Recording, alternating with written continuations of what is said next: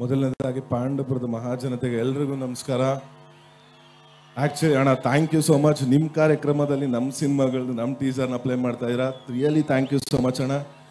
ಇದಕ್ಕೆ ಹೇಳೋದಣ್ಣ, ನಿಮ್ಗೆ ತಾನು ಬೆಳೆದು ತನ್ನವರು ಬೆಳೆಸೋ ಆಗೋಣ ಅಂತ. ಅದು ಸುಮ್ಮನೆ ಬರ್ದಿಲ್ಲ, ಸತ್ವಾಗ್ಲೂ ಇದು ನಿಮ್ಗೆ ಹೇಳಿ ಮಾಡ್ಸಿರಲ್ಲ ಏನೇನೆ. ಹಾಗೇನೆ ಕಂಗ್ರ್ಯಾಚುಲೇಷನ್ಸ್ ಅಣ್ಣ. ಇವತ್ತು ನಿಮ್ಮ ಕಾಟೇರ ಚಿತ್ರ 25 ದಿವಸ ಪೂರೈಸಿದೆ. ಇದೇ ರೀತಿ 50 ದಿವಸ, 75 ದಿವಸ, 100 ದಿವಸ, ಇಡೀ ವರ್ಷ ಓಡ್ಲಿ ಅಂತ ಕೇಳ್ಕೊತೀವಿ.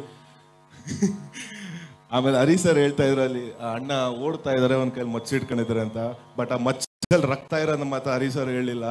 ಅದ್ರಲ್ಲಿ ನನ್ನ ಪ್ರಕಾರ ಅರ್ಥ ಏನಂದ್ರೆ, ಅಣ್ಣ ಮುಂದೆ ಹೋಗ್ತಾ ಇದಾರೆ, ಹಿಂದೆ 1000 ಜನ 1000 ರೀತಿ ಏನೇ ಕುತಂತ್ರ ಮಾಡಿದ್ರು ಅವ್ರನ್ನೆಲ್ಲ ಸೀಳ್ಕೊಂಡು ಮುಂದಕ್ಕೆ ಹೋಗ್ತಾ ಇರ್ತಾರೆ.